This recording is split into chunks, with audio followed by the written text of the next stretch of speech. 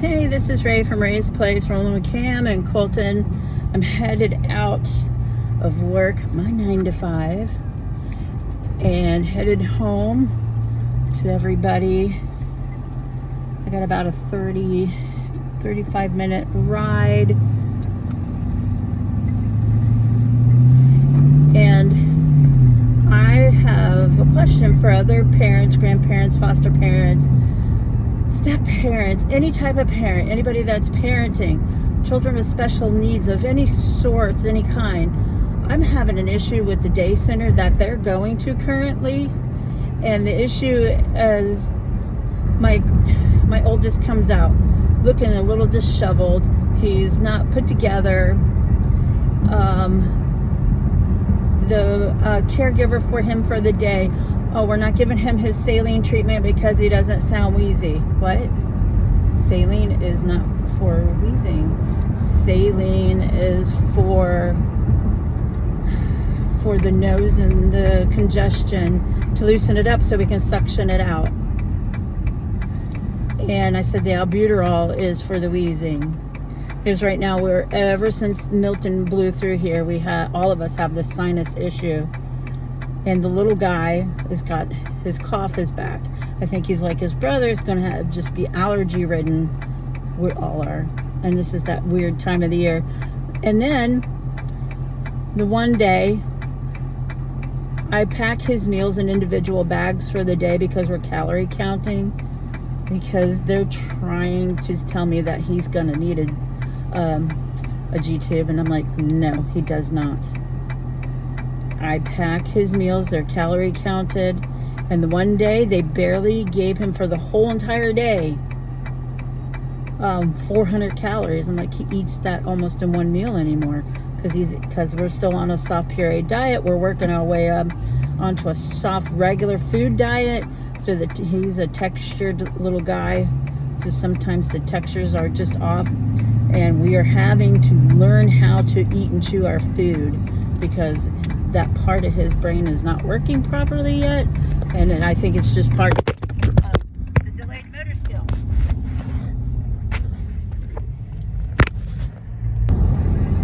And I think the mainly part of the feeding part is as part of his motor skill delay. And he does have a muscle tone issue, but he had his swallow study and he swallows just fine, but he's not putting together yet. We have to physically chew the food, but he's chewing his melts. He chews his little pieces of cereal. He understands that. So we have to blend his food when we cook. He ate over 8 ounces to one day of spaghetti in one sitting. He was so hungry. He eats at everything. It's just we have to blend it. So it's crazy. And I just don't appreciate how they are treating him and the little guy and just telling me no this and no that. And they've been having so much staffing problems lately. I had to miss an extra 2 days of work during Milton. The aftermath of Milton, I had to miss an extra 2 days of work because they didn't have enough people coming in for those 2 days. There's nothing I can do about that. I don't have family to have watch him because my one family member moved away from up here. We moved up here because our families are up here, and my one moved away. It's a little over 3 hours away, and I just can't ask her to drive all the way over here to come to watch them. So, and then we're down to just a handful of family that's still around in this area. But what do you do? I mean, I feel like in the area I live in, I only have the 2 choices for medical daycare, but I'm starting to think it's not. I just think that maybe that's what, I don't know yet. And the one they're currently at, she owns the one in Gainesville and the one in Leesburg and the one here in Ocala. But I don't know what to do. I don't feel like the issues are being addressed. I don't know if he's been wearing his AFOs to help him with his hyperflexive ankles. That's part of the reason why he's still not walking, because they're so hyperflexive. And his hair tone is just, it's still a work in progress, but he's made so much progress in a year, almost a full year, and it's been amazing. I love it. So I don't know what to tell people. I mean, I don't know what to do. I've been arguing with him for the last 2 days over diet and meds. If you don't write down what time you give the meds, because they're 6 and 12 hours, I need to know the 6 and 12 hour marker. So when we're home, we know my husband and I know how to give him his meds. Both of them. So it's crazy. And the little guy, he's 8 months old. He's 8 and 3. He's physically 8 months old, and his body is 3 to 4 months old. He was a 22-week micro preemie born at 1.5 pounds, and his older brother was born 10 weeks early, but stillborn. So that's part of the issues there. But the MRI doesn't show that he has a major anoxic brain injury. We only have a little bit of gray and white matter on the left side. Right side. I'm sorry. I don't have a holder for my phone, because normally I don't have it sitting up here in my car like this, and I don't have time when I get home to video chat. And then you just can't, because we're so busy with the kids. And my husband is right now currently pressure cleaning the front walkway so we can try to do our Halloween decorations that we've been trying to do all week long. Just, so I was just, if you have any advice or any comments or if your opinion, just can you comment down below? That would be fantastic. Sometimes it's isolating when you have children that are special needs, the motor skill delays, the low muscle tone. It is completely different raising these two versus raising my two when they were little, because they didn't have these issues. So it's been an eye-opener. They've been a joy. We have custody of both of them. We didn't want them to be in the system, in the foster system. So we got licensed in 22. Camden came to us this past July. His parents just went ahead and signed him over to us, so we didn't have to go through the court system again. That would have been so horrible. We went up for a visit in July, or the end of June. Ended up staying there through July 4th because the state of Virginia case manager said either you take him home, you get them to sign this paperwork saying he can go home and be discharged with you, or he's just going into foster care today. He was still, at that point, he was still in NICU, and he wasn't due to be discharged for another 3 weeks. They wanted him post-gestational timeline of 56 weeks. He was at 52, and I don't know how they did it, but they got him discharged on 4th of July. We got delayed an extra 2 days because we found out the other grandparent had a custody, she had filed for custody for him as well. So we had to wait. We were delayed an extra 2 days for that. And then ever since we've been home, we've done nothing but play catch up. I have been playing catch up because it takes a month for the stuff to go through, for the insurance transfer, for the daycare, the whole 9 yards. And I have tried regular daycare. I had to file a report against the American Disabilities Act against them with my first one because of the lady at the front desk was throwing such a temper tantrum over my grandson wearing cloth diapers. Never mind that then they were a little miffed about having to feed him as well at the age of 1. And I said, you guys knew this prior to accepting him coming here. You still accepted him, and now you're being a bully. And they didn't make any adjustments or changes. One day he came home with a bruise on his cheek. I sent it to his social worker and I called DCF. So nothing came out of it because the one DCF lady sat there and watched the video and didn't see where he hit his face. We don't know where that bruise came from. With that, we had to leave that day center. They were going to take him back, and I'm like, great, that's fantastic, and they didn't. And that's when we had to start applying at the medical day centers. So it's been an adventure with the both of them. And the oldest, Big C, came to us unable to sit up and hold himself up at 10 months old. He would lay flat in the tub to play in the tub. Well, they're like, oh, you have to recline him so he can eat this and that. And I'm like, oh no. From the moment we had him, he sat up in the chair, tucked in with blankets, just like little C's doing now. We tuck him in the chair with blankets to help him learn to sit up. We work with him at home. He works hard at PT. No.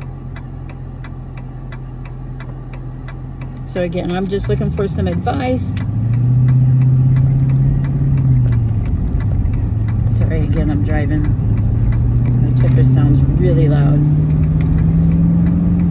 And I'm just want to see what other parents, if you've had to deal with issues like this, if you've had the frustrations of it, and then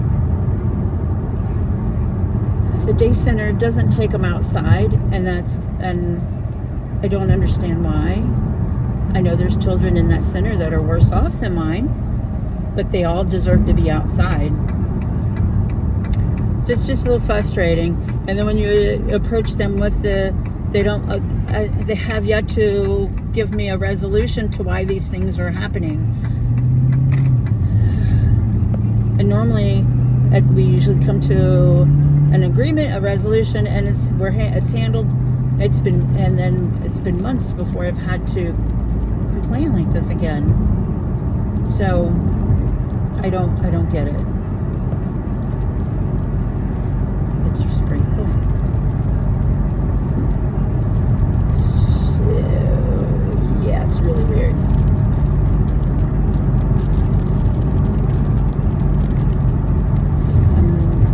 Crud! I forgot to go get gas.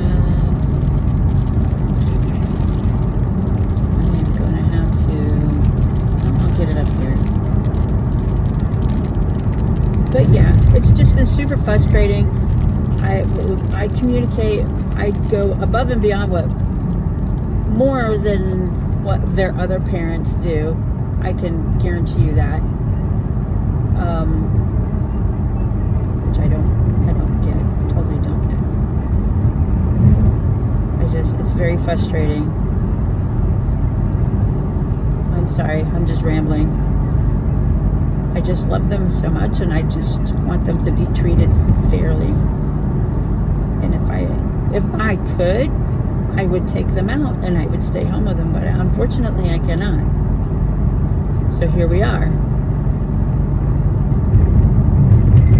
And I'm going to be their loudest advocate. My kids had the loudest advocate was me and my husband, their stepdad. Because it got to the point where the schools saw either one of us coming or like, oh, here they come. Because I have zero tolerance for your BS. I have zero tolerance for teacher bullying. I have zero tolerance for any kind of bullying. If you're going to bully my kids, you're going to bully me. You got to go through me. We're not doing this. I have zero. I want them to learn how to resolve conflict on their own, but when you take it a step further and it start affecting my kids' grades, whoa, just whoa. So, and then right now you're affecting my kids' livelihood. These boys fought to be here and to be alive. Little C was predicted to not make it past 72 hours. He was in NICU 148 days before he came to us at 5 months old, going on 6 months old. 4 months old, going on 5 months old. They fought to be here. They have a purpose. And let me tell you, us thinking we're helping them, I think they're saving us. It's been amazing. I just love it. Yes, I'm tired a lot, but it won't last, because this stage with the little guy is not going to last forever. Before you know it, he's going to be a big boy like his brother, sleeping through the night, all the things. So this is it. This is how it's going to be. So again, thanks for listening and watching. I'm driving home, sorry. That's my sunroof you see above my head. I don't have a holder, so I'm holding it and I'm sitting forward. I'm trying to not have the phone go fly across the thing like it did a few minutes ago. Oh my gosh. I don't think I'm even going to edit that out. I'm just going to leave it in there. I think it's hilarious. I think it's great. I think they're the reason why my husband and I were not supposed to have children. I think this is what our purpose in life was, to take care of these two. So I think this is what we're supposed to do, and we're doing it. And it's rough, because the little guy is up every couple of hours, or we're cluster feeding. It's not his fault. It's that we're adults, and we need a little bit of sleep because we have to work. You know, my husband works a physical job. He works for a property management company. His job is a little physical, much more than mine is. I'm now at a desk versus doing in-person patient care, face-to-face bedside manner care anymore. I have slowed down from that. And I'm almost tempted to go back to that, so I can only work 3 days a week, 12-hour shifts. Then I'm 4 days off instead of just 2 days off. It's such a dilemma. I get more hours this way. I make more money this way. But then if I go back to the 3 days a week, and then the hospitals are like, oh, strict no overtime, strict no this, strict no that. Dude, okay. So it's frustrating. So here we are, testing the waters out. Sorry, again, I'm just trying to drive and I'm rambling. Thanks again for listening and watching. If you've got this far with Ray's Place, rolling with Cam and Colton, that's why we changed the title, because we've added the boys into our world. We appreciate everyone that has subscribed. We appreciate you more than you'll ever know. Please, please, please give us a thumbs up. It helps us out a lot with our algorithms. It's amazing. We're still learning how to make that work for us. It's crazy how you can make things work. And until next time, have a blessed day.